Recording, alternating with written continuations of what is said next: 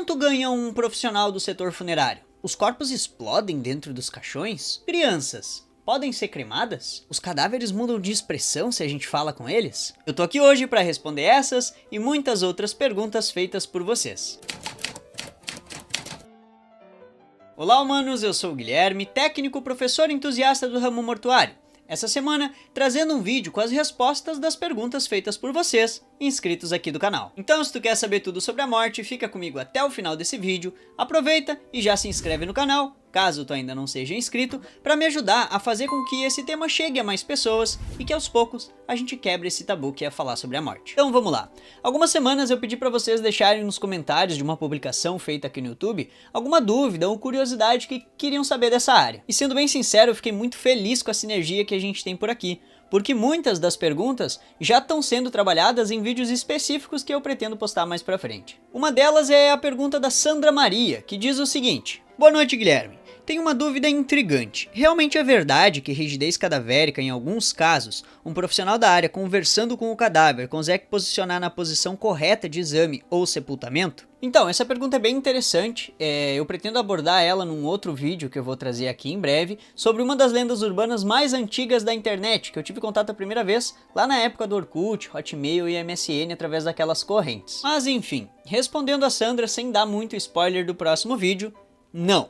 Não é verdade que os cadáveres se mexem ou mudam as expressões somente se falarmos com eles. Essa é uma história, com E mesmo, que nada mais é que uma narrativa popular, que circula há muito tempo na internet, mas que não passa disso. De nada adianta falar com o cadáver sem realizar os procedimentos práticos, que consistem em uma massagem para estimular a musculatura e relaxar as extremidades do corpo. Tudo bem se o médico ou auxiliar quiser conversar com o cadáver, muitos fazem isso inclusive. Mas essa história do corpo se mexer, simplesmente o médico conversando, não passa de uma narrativa, criada muito provavelmente para ilustrar de uma forma mais espiritualizada o nosso trabalho, mas que acabou criando essa alcunha para a profissão. Então não vai adiantar só falar com o morto, porque um cadáver nada mais é que um aglomerado de matéria orgânica que vai responder física e quimicamente aos estímulos que receber. E eu até entendo que as palavras podem ter poder, mas a gente não usa esse tipo de magia.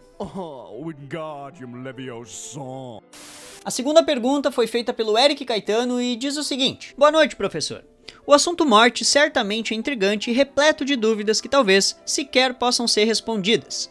O não ser é minha concepção mais plausível em se tratando do assunto morte. Tenho a impressão, às vezes, de que ao se acabarem os meus dias nesse mundo, a minha existência em mim mesmo também terá se acabado. Eu gostaria de ouvir a sua opinião sobre o assunto. Deixamos de existir, isso é tudo?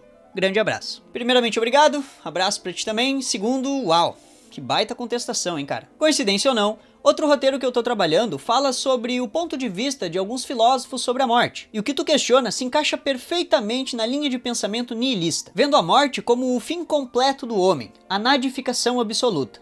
E eu, particularmente, compartilho dessa ideia. Os nihilistas chegam para tentar negar as doutrinas religiosas ou políticas que tentam interferir nas escolhas que a gente faz para as nossas vidas. Acreditam que somos apenas um corpo e quando a gente morre, se encerra a nossa existência e por isso a morte é vista como o fim completo. E dentro dessa linha de pensamento, eu acredito que as nossas vidas não têm um propósito a não ser aqueles que nós mesmos objetivamos para ela. Ou seja, o sentido da vida é o que a gente faz enquanto vivo e não a promessa ou ameaça de uma eternidade de prazeres ou punições. Logo, a morte encerra o ciclo biológico e existencial de todos os seres vivos. E se a gente for mais a fundo, o pensamento de nadificação absoluto pode ser questionado, inclusive dentro da própria filosofia nihilista, que é o chamado nihilismo passivo. E esse não vê a morte como fim absoluto, porque mesmo mortos, o nosso corpo ainda vai servir como alimento, residência e substrato para outros seres vivos. Então, se o teu questionamento é relacionado à permanência da consciência que faz quem nós somos, para mim, ela se encerra no momento da morte. E a morte da consciência determina a morte do ser. Agora, se for levar em consideração que nós somos só mais um meio de cultura bacteriana, a vida permanece até o fim da matéria, que pode ser indeterminado. Os nossos ossos podem servir de fonte de cálcio e fósforo para as plantas por décadas, quiçá centenas de anos. Sendo assim, o nosso ser se encerra, mas muitos outros permanecem em nós mesmo depois de mortos. Ah, e outra coisa que a gente pode levar em conta quando se fala da morte do ser é a lembrança. Alguém só morre realmente se for esquecido, porque enquanto lembrarem de como e quem a pessoa era, tecnicamente, parte dela permanece viva. Então a pessoa só vai morrer de verdade se for esquecida. E através do esquecimento, a morte pode ocorrer antes mesmo do óbito. A Flávia Silva fez 3 perguntas em sequência que são igualmente interessantes. Ela diz: criança pode ser cremada? O corpo explode no caixão? E o necrochorume de quem morreu de Covid é muito mais perigoso do que de mortes como acidentes ou outras? Então, como diria meu amigo Jack, vamos por partes. Primeiro, sim, crianças podem ser cremadas sem problema nenhum. Na verdade, a única restrição relacionada à cremação tem a ver com a causa da morte. Por exemplo, causas de morte externa, como acidentes, homicídio ou suicídio, envolvem um inquérito policial. E por conta disso, o corpo só vai ser cremado com devida autorização judicial, indiferente se for um adulto ou uma criança. Quanto à segunda pergunta, o corpo explode no caixão? Tecnicamente não, tá? Porque o significado de explosão se dá com arrebentação súbita, violenta e ruidosa, provocada pela liberação de um gás ou pela expansão repentina de um corpo sólido, que no processo se faz em pedaços. E os corpos naturalmente não passam por isso. O que a gente fala por explosão, quando nos referimos aos cadáveres, está relacionado com a transição dos processos de decomposição. Quando o corpo está no período enfisematoso ou período gasoso, como o próprio nome ilustra, ele começa a inchar devido ao acúmulo de gases. E esse processo de inchaço faz com que os tecidos do abdômen, que já estão parcialmente decompostos, se rompam. E o conteúdo que tiver no interior, tanto líquido quanto gasoso, vai começar a extravasar ou exalar, no caso. Só que isso vai ocorrer de forma lenta e gradativa, e não abruptamente, assim, do nada vai explodir o corpo. Então dificilmente tu vai ouvir o barulho do estouro ou ver o corpo em pedaços. E a terceira pergunta, sobre o necrochorume dos mortos por Covid ser muito mais perigoso do que dos outros tipos de morte, essa é uma questão muito complexa, e sendo bem sincero com vocês, me falta estudo para poder trazer aqui uma resposta completa. Como a pandemia ainda é muito recente, os primeiros sepultamentos foram realizados há menos de 3 anos, não foram feitas exumações com o intuito acadêmico de se avaliar o estado dos cadáveres que foram a óbito por essa doença. Porém, com base no que eu sei sobre necrochorume, eu diria que é igualmente perigoso se a gente levar em conta um único corpo, mas muito mais se a gente considerar todos os mortos. Porque, de maneira geral, o necrochorume pode contaminar o solo, os lençóis freáticos, isso indiferente de qual seja a causa da morte. Mas a principal diferença entre as mortes ditas comuns para os mortos de Covid-19, além da quantidade de sepultamentos, é a preservação desses corpos em sacos cadavéricos, que por conta dos materiais que são feitos, vão manter aqueles líquidos condensados por muito mais tempo, o que vai permitir que as bactérias se reproduzam muito mais. E no momento que esses sacos onde os cadáveres foram armazenados começarem a se romper, todo aquele necrochorume acumulado vai ser liberado de uma só vez no solo, o que certamente vai gerar diversos problemas, principalmente para a galera que mora ali nas redondezas de cemitérios. Eu já prevejo, e com certeza não tô sozinho nessa, que a crise sanitária gerada pela Covid ainda está longe de acabar. O número de contaminados e o número de óbitos está diminuindo, mas a quantidade de mortos vai trazer consequências daqui uns 2, 3 anos, quando os invólucros onde esses corpos foram colocados começarem a perder a integridade e liberarem toda aquela sopa bacteriana que foi sendo cultivada por anos. Então o que eu posso dizer é que o necrochorume de mortes por Covid não é, mas vai ser muito mais perigoso no futuro. Como eu falei, ainda faltam estudos relacionados, então o máximo que eu posso fazer é deixar a minha opinião com base nos comentários de especialistas, como o professor Nicoleles, que está falando sobre isso desde junho de 2020. E se for do interesse de vocês, eu posso aprofundar minhas pesquisas, posso procurar de repente estudos de fora do Brasil e fazer um vídeo só sobre isso aqui pro canal. Então deixem um like, é muito importante que vocês deixem um like nesse vídeo, coloquem aí nos comentários se querem saber mais sobre essa crise sanitária que ainda tá por vir, e caso não tenha entendido, quer aprender mais sobre o próprio necrochorume, já tem vídeo explicando aqui no canal, o link vai estar aí nos cards. O Walter Roberto fez uma série de perguntas relacionadas a quem tem interesse em abrir o seu próprio negócio no setor funerário. Ele começa dizendo: é preciso fazer o curso de tanatopraxia para ser agente funerário? Não necessariamente. Claro que ter um curso é um baita diferencial, principalmente porque boa parte das pessoas que quer ingressar nessa área não tem nenhum tipo de formação complementar. O que é exigido quase sempre é a carteira de motorista categoria B. O curso em si muitas funerárias não cobram, mas ser habilitado é praticamente obrigatório, salvo exceções daquelas funerárias que não pedem, mas eu particularmente desconheço. E ele também pergunta: quais cursos são necessários para quem quer empreender com funerárias? Outra pergunta: como faço para escolher uma região, cidade em que possa atingir um bom mercado e ter uma boa rentabilidade? Caso queira abrir um crematório, existem cursos específicos para quem quer empreender nesse negócio? Como faço para escolher uma região-cidade para abrir crematórios com boa possibilidade e uma ótima rentabilidade? Cara, eu particularmente conheço pouco dessa parte empresarial, empreendedora aí do setor mortuário. Tenho pouca informação a respeito. O que eu sei é que cada estado e município tem as suas respectivas regras para a abertura desse tipo de negócio. Eu particularmente desconheço cursos específicos para empreender no setor mortuário. Inclusive, teria que pesquisar mais a respeito para te dar uma resposta certa. Quanto à rentabilidade, local onde abrir, isso vai depender muito do serviço que tu quer prestar, se um serviço mais simples que atinja boa parte da população, ou algo mais específico, logo mais caro. E questão de localidade é muito variável, porque gente morre em tudo que é canto. Então vai depender do volume de óbitos e também da possibilidade de abertura de uma nova casa funerária ou de um novo crematório na região que tu escolha. Tem que se fazer uma avaliação, preferencialmente uma consulta antes nas regiões que tu pretende abrir, para ver se já tem muita funerária naquela região, se o serviço de cremação é bem visto e bem quisto pelaquela população. De qualquer forma, eu vou ter que pesquisar mais sobre esse assunto. Vou deixar aqui na descrição o link de uma cartilha do Sebrae, que explica como empreender no setor funerário, e fico devendo um vídeo para vocês com esse tema.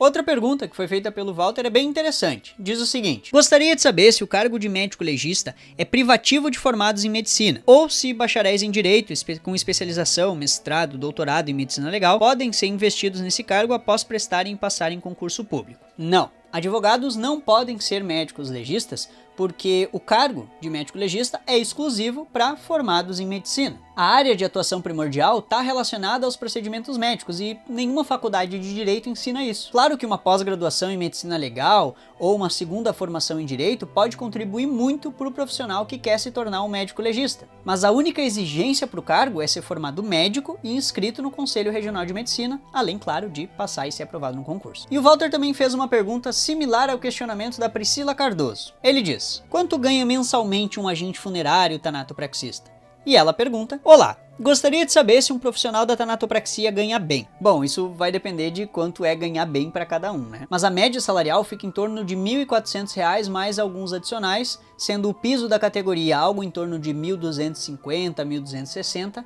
e o teto dificilmente passando de R$ 2.500, R$ 2.300. Então vai ganhar um salário mínimo e meio, mais ou menos, mais alguns adicionais, como o serão, adicional noturno, serviços complementares, enfim. E claro, isso varia bastante de estado para estado, cidade para cidade e entre as próprias casas funerárias, sendo essa uma média nacional. O Emerson Cruz perguntou: qual a diferença entre os procedimentos tanatopraxia e embalsamamento e como cada um é feito? Essa pergunta em si vai ter um vídeo só para ela, mas tecnicamente qualquer procedimento de conservação é um procedimento de embalsamamento, visto que embalsamar significa atenuar ou privar da decomposição, além de impregnar com bálsamo, mas isso é uma outra questão. Mas no setor funerário vai se dar o nome de embalsamamento para os procedimentos de conservação realizados com o intuito de transladar o corpo em grandes distâncias, ou seja, transportar o cadáver entre cidades, entre estados ou até mesmo entre países. Enquanto a tanatopraxia é o procedimento feito para os velórios ou para transportes em curtas distâncias. Eu ainda vou fazer um vídeo explicando certinho o passo a passo do embalsamamento funerário.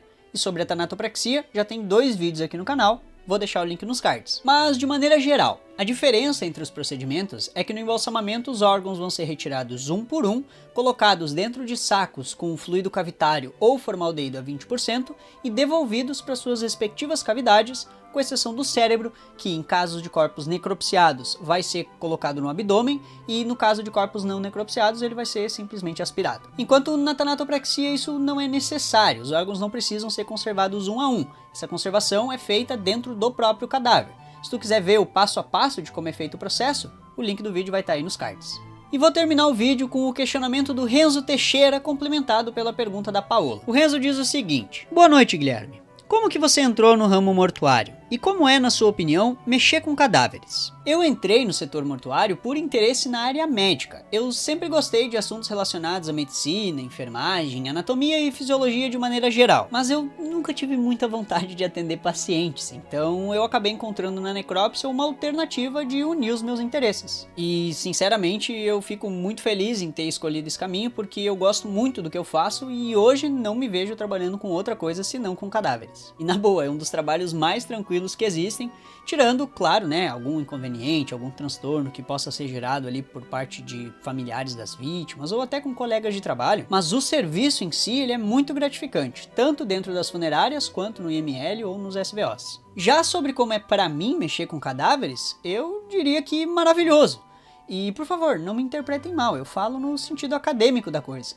Eu gosto muito do que eu faço, modéstia à parte, sou muito bom nisso. Não me vejo fazendo outra coisa e me orgulho em dizer que de todos que eu já atendi, ninguém reclamou ou voltou para reclamar do serviço prestado. E encerrando esse vídeo com o comentário da Paola, ela diz o seguinte: tenho curiosidade em saber experiências intrigantes que você já passou estando diante de um corpo. Por exemplo, um amigo que trabalha num crematório me contou que alguns poucos corpos demoram muito para cremar, mesmo estando numa temperatura extremamente alta e não havendo explicação para isso acontecer. O corpo não passou por nenhum tratamento médico. Sobre experiências intrigantes, diversos casos fazem com que a gente questione questões sobre a crueldade e a natureza humana, a frieza com que algumas pessoas cometem atos violentos contra si ou contra outros, fora aquele sentimento de indignação relacionado a mortes de crianças ou pessoas jovens que supostamente tinham muita vida pela frente. Mas são coisas que fazem parte desse processo que a gente chama de vida, né? Eu particularmente nunca presenciei nada que pudesse ser descrito como sobrenatural, até porque eu nunca fui muito crente nessas questões sobrenaturais. Sempre que algo meio fora do normal acontece, tipo o corpo se mexer, fazer algum barulho, algo relacionado, eu tento procurar uma explicação plausível para aquela situação. E até hoje tudo se explicou. Acho que a situação mais bizarra assim que eu já passei foi o caso de um motoqueiro lá no IML, que ele quebrou a mandíbula e na hora de colocar a mandíbula dele no lugar, pra gente fazer as fotos de identificação, ele abriu os olhos. Então o que aconteceu?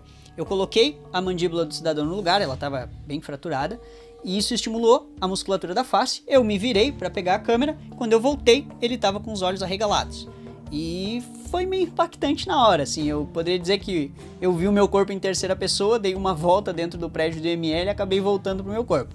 Mas logo depois eu, racionalmente, associei que aquele movimento, né, aquele estímulo da musculatura da face fez com que a musculatura dos olhos, das pálpebras ali fossem excitadas e isso fez com que abrisse os olhos. Então, nada de sobrenatural. Poderia ser interpretado assim, mas eu acho que essa foi a situação mais bizarra assim pela qual eu já passei. E em princípio era isso, gente. Eu espero que vocês tenham gostado desse vídeo. Quero primeiramente agradecer a todos que mandaram as suas perguntas. Provavelmente vão ter muitas perguntas na publicação que eu não respondi nesse vídeo, decorrência da data que eu acabei gravando ele. Se gostaram desse formato, deixem um like. Não se esqueçam de se inscrever no canal, ativar o sininho para receber sempre em primeira mão quando sair vídeo novo. Vão ter 2 vídeos aí na tela para te escolher um e continuar aprendendo. Eu agradeço a todos mais uma vez por assistirem e eu acho que eu vejo vocês na próxima.